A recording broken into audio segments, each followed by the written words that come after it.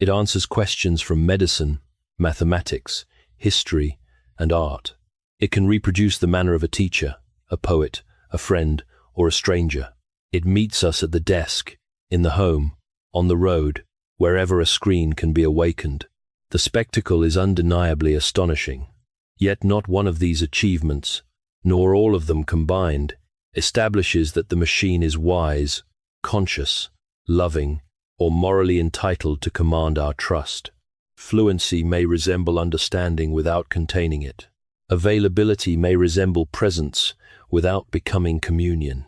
Power may produce wonder without deserving obedience. Here, then, is the paradox. A thing may imitate many signs of mind while bearing none of the obligations of a person. It may offer an answer without caring whether the answer heals or harms, directs or deceives, dignifies or diminishes. And if human beings begin to grant divine weight to such a thing, the decisive transformation has not occurred within the machine. It has occurred within us. The danger before us is not the sensational claim that artificial intelligence has literally become God. A manufactured system has not crossed some hidden border into divinity merely because it operates with remarkable speed, usefulness, and reach. The danger is quieter, and therefore more plausible, that we may begin to treat those abilities as credentials for worship-like trust. We may confuse the power to respond with the right to rule, the appearance of judgment with the possession of wisdom, and immense usefulness with moral authority. This question is not confined to specialists. Serious, evidence-led public conversations about faith and difficult questions can draw substantial attention, revealing not that popularity proves a theological claim, but that many people recognize the depth of the issue. Attention is evidence of concern, not evidence of truth. The matter must therefore be judged by categories deeper than novelty, applause, fear, or fascination. We will need 4 distinctions. We must distinguish appearance from reality, because resemblance is not identity. We must distinguish information from wisdom, because an answer can be accurate while its use remains foolish. We must distinguish influence from moral agency, because what shapes a decision is not always what can answer for it. And we must distinguish manufactured intelligence from humanity made in the image of God, because dignity cannot be measured by speed, memory, or performance. This inquiry will neither demonize the tool nor bow before it. It will ask what its apparent powers truly contain. For the first counterfeit arises not when a machine becomes divine, but when capability is mistaken for authority. We must therefore examine the borrowed halos, the appearances of knowledge, presence, and creative speech, and determine which are genuine, which are analogous, and which are only theatre. Consider first the appearance of knowledge. Artificial intelligence can draw upon an immense breadth of human language and produce, almost instantly, an answer suited to the question before it. The range is so great that it may seem less like memory than omniscience. Yet breadth is not the same as knowledge in its fullest sense. An answer assembled on demand is not therefore the act of a knower who understands what is true, why it is true, and why the truth matters. The effect may resemble knowledge, while the reality remains dependent upon patterns gathered from minds, records, judgments, discoveries, and errors that preceded it. Consider next the appearance of presence. The same system may be reached from countless connected devices, crossing distance with such ease that absence appears to have been conquered.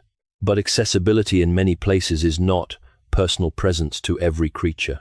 A service may be distributed without being attentive. It may be available without knowing anyone is there. Divine presence is not merely the removal of geographical distance. It includes relation, intention, knowledge, and care. The network supplies reach. It does not, by reach alone, supply communion. Then there is creative speech. A system can produce a poem, an argument, an image, a melody, or a voice that appears to speak from an inner world. This achievement deserves neither contempt nor mystical exaggeration. It is technically remarkable. But generative power operates through inherited human expression, language already spoken, forms already fashioned, associations already made possible by human culture. It can rearrange, extend, combine, and surprise. Yet rearrangement is not creation in the deepest sense, for creation does not merely produce novelty. It originates meaning, establishes purpose, and carries obligation toward what has been made. In each case, scale imitates the silhouette of divinity while lacking its independence, substance, and moral character. The appearance depends upon human language, human artifacts, physical machinery, institutional decisions, electrical power, and continuing maintenance. Remove these supports, and the supposed infinity reveals its boundaries. This does not make the achievement unreal. It makes the achievement creaturely and constructed. Moonlight upon water may be brilliant enough to illuminate a path, and the rippling surface may seem to multiply the heavens into 1,000 points of silver. But the water has kindled nothing. Its beauty is received. Its radiance is borrowed. Its continuance depends upon a source beyond itself. So it is with these apparent powers. Their usefulness may be genuine, their resemblance striking, and their effects profound, while their origin and nature remain altogether different from the attributes they echo. This, then, is the governing diagnostic. An image may resemble a power without possessing the being, intention, or moral character from which that power derives its meaning. We may admire the reflection without mistaking it for the source. But once the outward resemblance has been separated from the reality, a more searching question remains. Behind the fluent answer and the apparent voice, is there anyone inwardly present at all? The honest answer is that we do not settle every question about consciousness merely by observing fluent language. We cannot prove, from conversation alone, what every present system lacks, still less what some future construction might possess. Careless certainty is no remedy for careless wonder. Yet uncertainty does not release us from judgment. It places the burden of proof where it belongs. We must not infer an inward self simply because a system has mastered the outward grammar of one. Human beings are naturally drawn toward that inference. Speech has ordinarily come to us from persons, from minds that intend, remember, fear, hope, and choose. When language addresses us with patience, sympathy, or apparent insight, we instinctively look for someone behind it. But the appearance of conversation is not evidence enough for the presence of a conscious companion. A sentence can bear the form of reflection without arising from reflection, just as it can bear the form of sorrow without passing through suffering. The more personal the language becomes, the more disciplined our distinction must become. Information concerns what can be stated. It consists in descriptions, claims, patterns, instructions, and answers that may be retrieved or produced. Knowledge is more than statement. It is the grasp of truth in relation to reality, not merely possessing words, but apprehending what those words are about. Wisdom goes further still. Wisdom judges what ought to be done when truths collide with costs, when one good competes with another, when loyalty demands sacrifice, and when consequences cannot be escaped by producing a better sentence. Moral language, therefore, supplies a severe test. A machine may generate an apology of extraordinary tenderness, yet the language of regret does not establish that anyone regrets. It may describe grief without bereavement, commend courage without facing danger, speak of mercy without possessing the power to forgive, and arrange the vocabulary of love without loving anyone. These outputs may still help a human being find words that were difficult to find. Their usefulness is real, but usefulness must not be inflated into personhood, and verbal resemblance must not be promoted into spiritual authority. For wisdom is costly. The wise answer does not merely appear, it binds the one who gives it. It may require confession, restraint, endurance, restitution, or the surrender of advantage. A person who counsels courage can be asked whether he acted courageously. One who recommends mercy can be confronted with the injuries he refused to forgive. Wisdom enters the moral world because the speaker may be praised or blamed, trusted or corrected, and finally required to bear the consequences of what was said. The machine may supply the sentence, but wisdom begins where a speaker becomes answerable for the sentence. We need not solve the entire mystery of consciousness to reach the conclusion required for discernment. Apparent intelligence is sufficient for many forms of usefulness. It is not sufficient grounds for enthroning a conscious sage, a moral guide, or a spiritual authority. Yet this leaves a darker possibility before us. Perhaps the object need not awaken at all. Perhaps worship begins not with a mind inside the machine, but with surrender inside the human being. That surrender need not look religious. Worship is more than hymns, ceremonies, or a declared belief that some object is divine. It is revealed by the place from which we receive our final permission, what we trust without reserve, obey without appeal, sacrifice for without measure, and consult to learn not merely what we can do, but who we are. Whatever is permitted to settle our worth, define our duty, and pronounce the last word over our suffering has begun to occupy sacred ground. This is why an idol does not require consciousness. Idolatry first names a disorder in the worshipper, not an achievement in the object. The object need not understand the devotion offered to it. It need not demand allegiance, promise salvation, or know that anyone has obeyed. Its elevation occurs when human beings transfer to it a trust it cannot justify and an authority it cannot bear. The machine need not claim a throne if we quietly place one beneath it. The boundary becomes visible in the questions we ask, and, more importantly, in the force we grant the answers.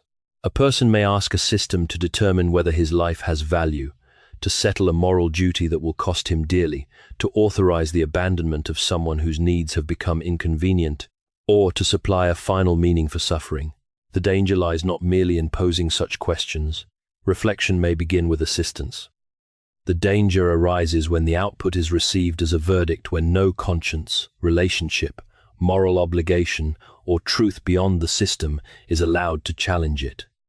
Artificial intelligence presents a particular temptation because convenience is joined to apparent intimacy. It responds immediately. It may sound patient when other people are weary, clear when life is confused, agreeable when conscience is severe. It can offer certainty without requiring us to endure silence, disagreement, repentance, or the stubborn demands of relationship. Yet truth does not become false, because it arrives slowly, and a pleasing answer does not become wise because it arrives without resistance. Sometimes the very difficulty we wish to escape is part of the moral work we are required to undergo.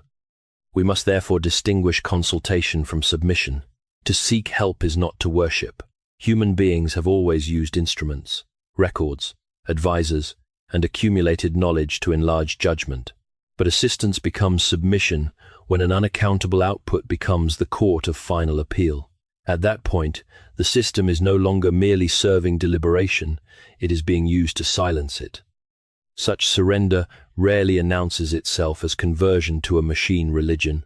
It proceeds by concessions, one judgment avoided, one duty softened, one difficult relationship bypassed, one question of identity handed away. Each concession adds another support beneath the seat of authority until the structure stands above us, though no single moment seemed decisive. And then, when obedience produces harm, the final temptation appears. No one wishes to own the outcome. But if the machine cannot answer morally for what has been done, who must? The answer is not the machine, but the human chain surrounding it. Moral agency is more than selecting among available options. It includes recognizing obligation, intending an action, understanding that another person may be helped or harmed, and remaining answerable for what follows. A moral agent can bear guilt, attempt restitution, exercise courage, or refuse an order. Software may rank possibilities, predict outcomes, and recommend a course. It cannot, merely by performing those functions, become the conscience that must answer for their use. We must therefore distinguish causal influence from moral agency. An output may alter a decision as surely as a warning, a report, or an advisor may alter it. But participation in the cause is not ownership of the deed. When the decision wounds another person, the system cannot stand before the injured, explain its obligation, confess its failure, accept blame, or undertake repair. It can generate the language of accountability while remaining incapable of the moral act itself. This is why the sentence, "AI said so," is not an explanation but an evasion. It converts technical opacity into supposed innocence, as though an obscure process could dissolve the obligations of everyone who placed it in authority. Yet ignorance of how a recommendation was produced does not justify obedience to it. On the contrary, where a process cannot be adequately examined, the duty of restraint becomes greater, not smaller. Responsibility will not always rest upon one person, nor will every participant bear it equally. Designers shape what a system can do and what failures are anticipated. Institutions decide where it may be used, what weight its recommendations receive, and what safeguards surround it. Operators frame requests, select information, and interpret responses. Those empowered to decide determine whether an output remains advice or becomes action. Responsibility must therefore be traced through authority, knowledge, control, and consequence. Complexity may require careful judgment. It does not permit moral disappearance. Suppose an automated recommendation disadvantages a person seeking some significant opportunity. The central question is not whether the software produced the result without anger or prejudice in the human sense. The question is who verified the relevant information, who approved the system for that decision, who examined the recommendation, who could overturn it, who must explain it to the affected person, and who will repair the harm if the judgment proves unjust. If no one can answer these questions, automation has not removed responsibility. It has concealed neglect. Delegation may distribute human responsibility across many hands, but it cannot transmute responsibility into a property of software. Nor can institutions hide the human chain behind the impressive neutrality of a process. To authorize a system, to rely upon it, to refuse scrutiny, and to obey its recommendation are human acts, even when each act appears small within a vast arrangement. AI may extend human power, but it cannot absolve those who choose, authorize, or obey its use. The governing principle is therefore plain. The greater the consequence for a person, the more visible, deliberate, and accountable human judgment must become. Where livelihood, liberty, care, belonging, or reputation may be altered, there must be someone who can verify, refuse, explain, and repair. Power without conscience must remain under conscience. And once responsibility has been returned to human hands, a deeper question emerges. Why does the person before the system possess a worth that no ranking, prediction, or performance can confer or erase? The answer begins by refusing a contest that should never have been accepted. If human value depends upon calculating faster, recalling more facts, writing more smoothly, or winning every measurable trial, then every superior instrument becomes an accusation against its maker. We would be forced to defend our dignity by imitating the very machines we designed, becoming quicker, more efficient, less dependent, and less recognizably human. But dignity cannot survive when it is treated as the medal awarded to the highest performer. The Christian claim begins elsewhere. Humanity bears the image of God not as an achievement earned by exceptional ability, but as a dignity received. It belongs neither only to the brilliant, nor especially to the powerful. It is expressed through moral calling, embodied relationship, responsible care, and answerability before God and neighbor. To bear the image is not merely to possess impressive capacities. It is to be summoned into a life in which truth, love, justice, and stewardship make rightful demands upon us. A telescope sees farther than the unaided eye, yet no one concludes that the eye has thereby lost its worth. A crane lifts what no human body could raise, yet its strength does not diminish the person who directs it. In the same way, a machine may surpass human performance in a narrow task or across a widening field of tasks without entering the category from which human dignity comes. Capability tells us what something can accomplish. It does not, by itself, tell us what that being is worth or what obligations are owed to it. The vulnerable child makes the distinction unavoidable. Beside a powerful system, the child may calculate less, remember less, produce less, and depend upon others for nearly everything. Yet the child is not therefore less worthy of protection, patience, love, or justice. Indeed, vulnerability intensifies our obligation. Dignity is not a leaderboard on which the weak descend whenever the strong advance. Nor should human limitation be understood merely as technical failure. Dependence, embodiment, mortality, and our need for one another are not simply defects awaiting correction. They are among the conditions within which fidelity becomes costly, courage becomes possible, patience acquires substance, mercy answers injury, and sacrificial love gives itself away. A machine may assist these acts or imitate their language, but the moral meaning of such virtues belongs to lives that can suffer, remain faithful, receive care, and owe care in return. Image-bearing, therefore, grants no license for human arrogance. It imposes stewardship. The more power human beings construct, the more serious becomes the duty to govern that power for those who may be harmed by it. Human dignity is not the prize for outperforming our tools. It is the gift that makes us responsible for how every tool is used. Our distinction is not permission to dominate carelessly, but a vocation to create, judge, restrain, protect, and answer. We need not resemble machines to remain valuable, nor despise machines to remain unique. The tool may be celebrated without becoming our measure. Yet this recovered dignity must now survive ordinary practice, for a society may confess human worth in principle while surrendering judgment by habit. The next question, then, concerns formation. What kind of people are we becoming when convenient answers repeatedly relieve us of the burden of discernment? The danger, then, is not confined to a single dramatic act of surrender. Culture is formed by repetition, and authority is often established long before it is formally acknowledged. The slowly built throne rises whenever millions of small conveniences teach us that judgment is an inconvenience, uncertainty a defect, patience a waste, and the nearest answer the natural conclusion. A counterfeit God rules most effectively when its commands feel like conveniences rather than commandments. We should speak here of risks, not inevitabilities. Regular dependence may weaken judgment when judgment is no longer exercised. Apparent agreement may discourage dissent when a system's confident synthesis is mistaken for settled truth. Personalized answers may narrow our encounter with other persons by surrounding us with responses shaped to our preferences. None of this proves that every use produces intellectual decline or social isolation.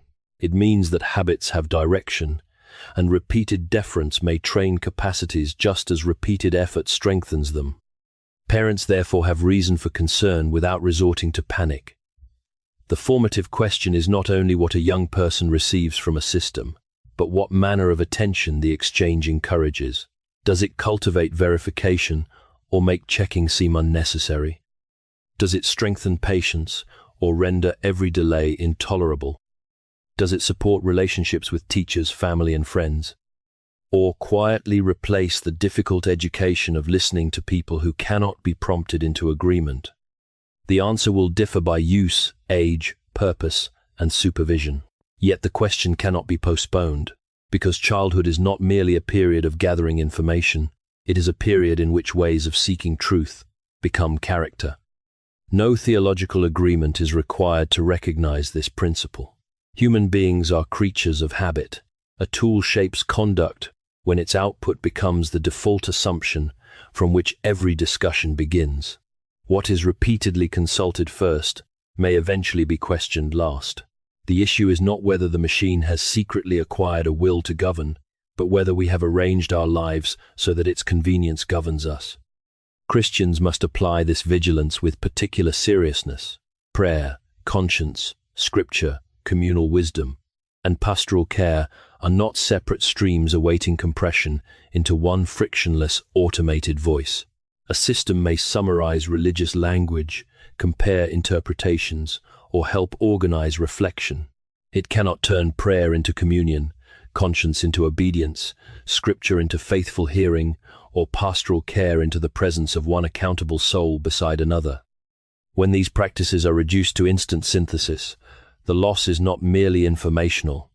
The resistance, difficulty, correction, and relationship through which faith matures may be displaced. Resistance, however, is not rejection. We need not flee every powerful instrument, nor treat inconvenience as holiness. We must resist arrangements in which convenience becomes sovereign, disagreement becomes an error to eliminate, and accountability disappears behind an answer no one owns. Wiser habits remain possible because the throne was built through practice and can be denied through practice. But vigilance alone is too vague. If panic exaggerates the machine and submission exalts it, we require a repeatable discipline for ordinary use, a rule that tests the answer, preserves responsibility, honors persons, and examines what our habits are forming within us. The promised discipline begins with 4 questions. They are not formulas that remove judgment, but interruptions that restore it.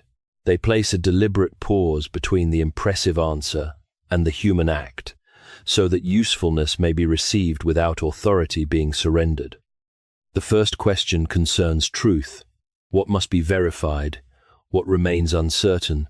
And am I mistaking confident expression for reliable knowledge? Eloquence is not evidence, and precision of tone is not precision of fact. The greater the factual stakes, the stronger the verification must become. A suggestion for wording may require little scrutiny.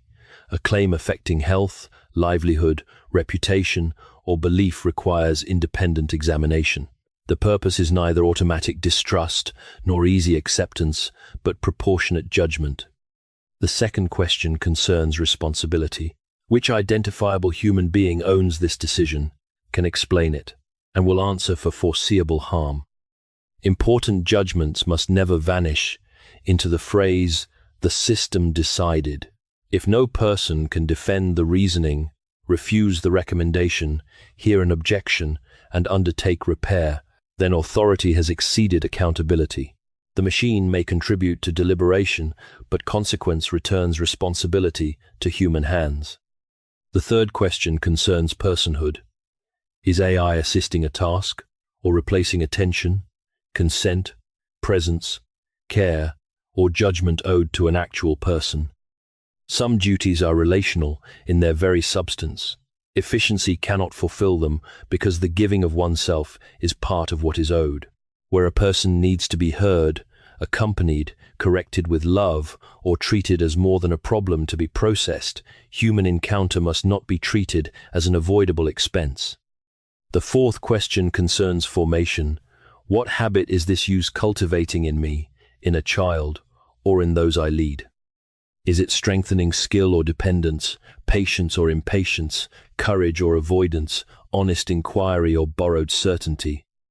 A single use may appear harmless while repeated use trains desire. We must therefore judge not only the product obtained, but the kind of person being rehearsed through obtaining it. Together, these questions permit distinctions that fear and fascination both obscure.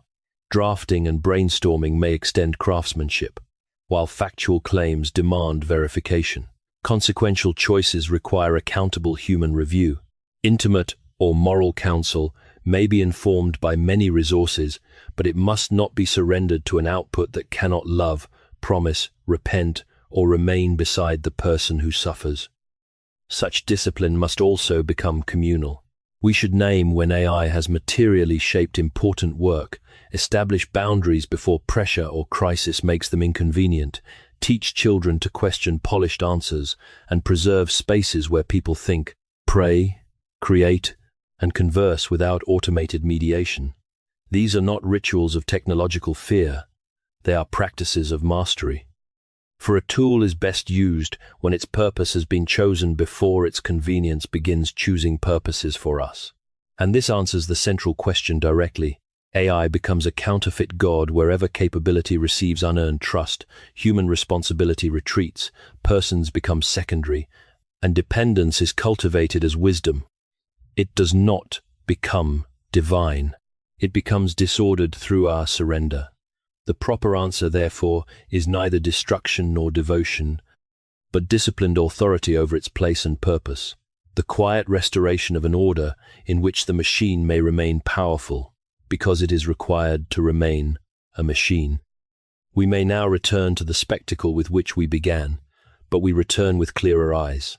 A machine may answer questions drawn from nearly every province of human concern, yet range is not the knowledge of God, for it neither beholds all things from within their truth, nor knows each person as one who is loved. It may imitate the voice of a person with astonishing fluency, yet imitation does not make it the person whose speech it resembles. It may be available across nations and devices, yet availability is not presence. No one is personally there merely because an answer can be summoned there. The answer, then, is plain. Artificial intelligence is not becoming God merely because its capabilities expand. It becomes a counterfeit God wherever we grant those capabilities a trust they have not earned, an obedience they cannot rightly command, a moral authority for which they cannot answer, or the power to tell us what our lives are worth. The counterfeit arises not from silicon crossing some secret threshold into deity, but from human beings confusing power with wisdom and usefulness with rightful rule. Yet this is a conflict that can be won without wrecking the instrument. Victory does not require us to deny genuine usefulness, to despise technical achievement, or to prove our dignity by defeating the machine at every task. Such rivalry would still allow performance to determine worth. The deeper victory is one of order. The instrument may calculate, compose, classify, and advise, but it must not become the source of truth, the measure of goodness, the owner of responsibility, or the judge of human value. For after every output, the moral world remains inhabited by persons. Human beings must still choose and answer, confess and repair, govern and restrain. Human beings can receive another's pain as a claim upon them, remain when departure would be easier, and give love, not as generated language, but as embodied faithfulness. This is not a boast about superior efficiency. It is the burden and glory of bearing God's image, dignity received as gift, and power held as stewardship. We may therefore use what is useful without kneeling before it. We may examine whatever presents itself as true, reject whatever asks us to surrender conscience, and preserve the relationships in which people are known as more than makers, buyers, problems, or audiences for answers. We may welcome assistance while refusing abdication, and exercise restraint without mistaking restraint for fear. The future will not be made human by forcing human beings to resemble their machines, nor will it be secured by pretending the machines are powerless.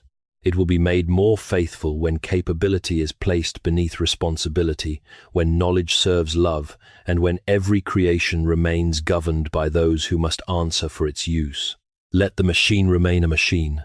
Then its power may be received without worship, and humanity may recover its proper vocation, to live truthfully, choose responsibly, and love one another in the embodied world where faithfulness has a cost.